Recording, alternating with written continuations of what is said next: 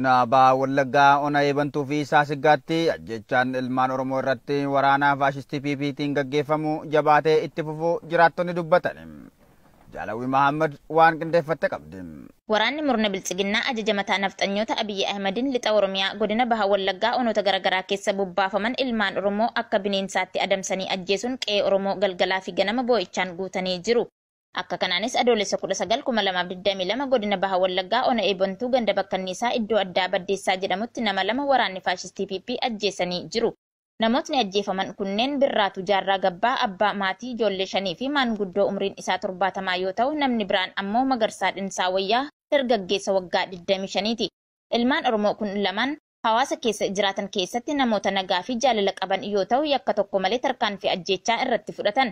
Dargaggeessa Magarsaa Dhinsaa jedhamu ammoo ati obboleessa keetu miseensa waraana bilisummaa Oromooti jechuun waan obboleessi ta'etti inni keessa hin jirre gaafatamuun irbaata rasaasaa taasisanii jiraachuu maddeen arraata biyyoolessa Oromiyaa ona eebantuu gabaasaniiru. Kana malees ona eebantuu ganda bakkanniisaa kana keessatti namoota ajjeesaniin cinaatti loon uummataa hedduu ooffachuunii fi namoota hanga danda'an reebuun booda baay'ee isaanii mana hidhaatti darbatanii jiraachuu maddeen arraata biyyoolessa Oromiyaa gabaasaniiru.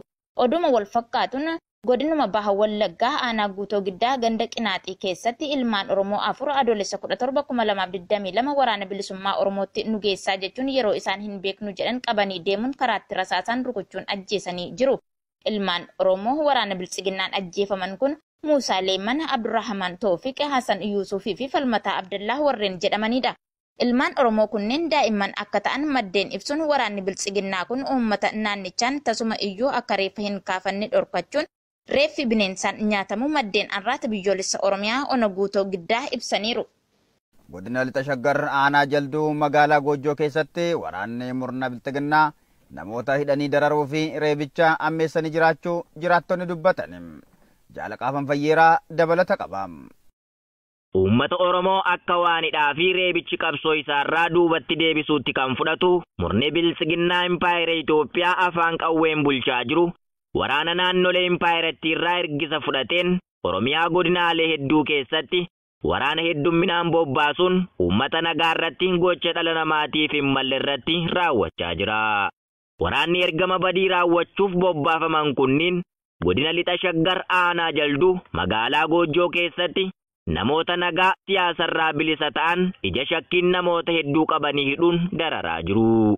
Namoonni osoo badii tokko hin qabaatin waraana sirna bilchiginnaa kanaan magaalaa Goojjootti hidhamanii jiran Bojaa Urgeessaa, Alamuu Nagaraa, Bojaa Abdiisaa fi Faayisaa Addunyaa kanneen jedhaman waraana bilisummaa Oromoo deeggaraa jirtu jechuun osoo mana murtiitti hin dhiyeessin baatii 2 oliif kaabinootaa fi waraanni sirnichaa hidhanii dararaa jiraachuu maddeen arraata biyyoolessa Oromiyaatti himaniiru. Kana malees waraanni kun dargaggoota karaarraa deeman eessa deemta?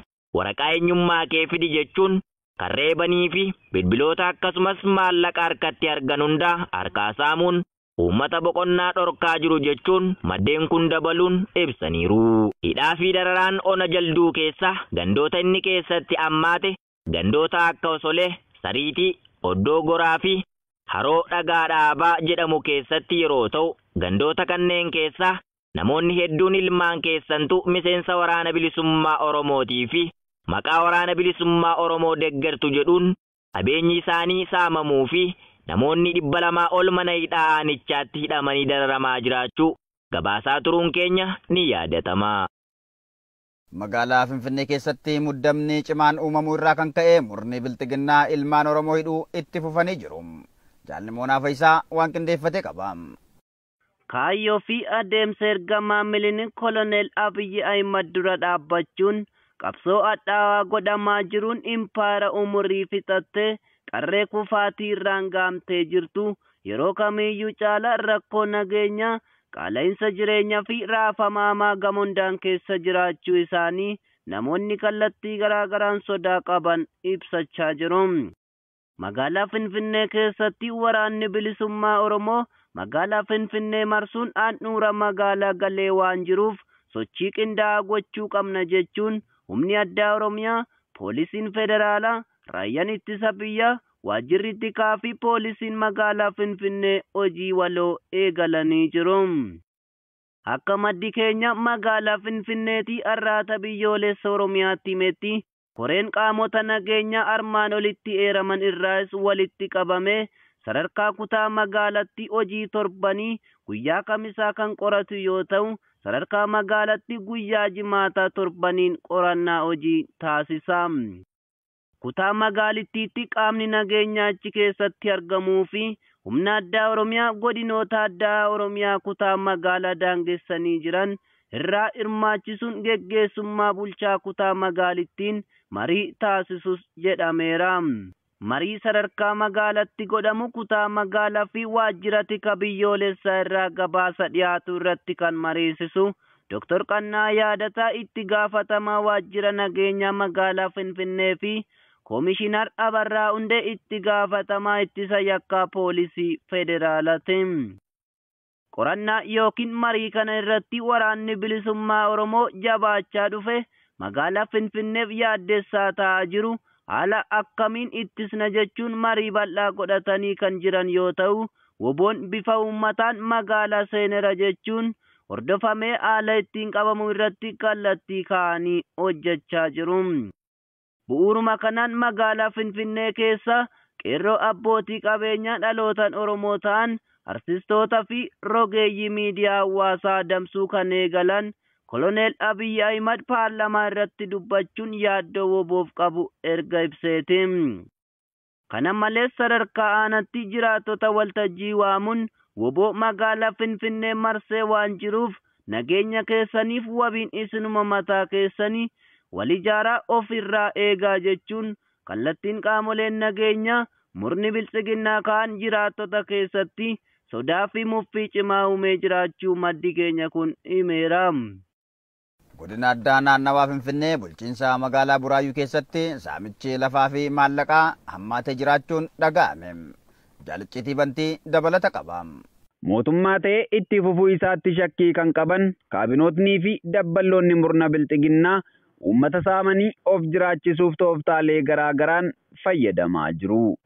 Godina addaa naannawaa Finfinnee bulchiinsa magaalaa Buraayyuu keessatti kaabinootni magaalattii fi hojjetoonni sirnichaa kantiibaa magaalaa akkasumas itti gaafatamaa waajjira lafaa magaalichaa waliin ta'uun gandoota magaalattii lafa qonnaan bultootaa of jalatti hammatanii jiran irraa kaasuun abbootii qabeenyaa fi qondaaltotaaf kennaa jiru.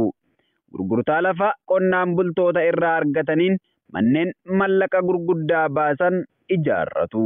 Gocha kana keessatti kan hirmaachaa jiran hooggantoota bulchiinsa magaalaa Buraayyuu, poolisoota idilee humna addaa Oromiyaa hanga miliishota gandaa akka ta'e barameera.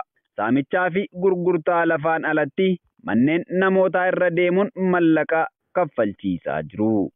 Mallaqni manneen namootaa irraa fuudhamu mana hooggantoota biltsiginnaa magaalichaa ijaarsisa.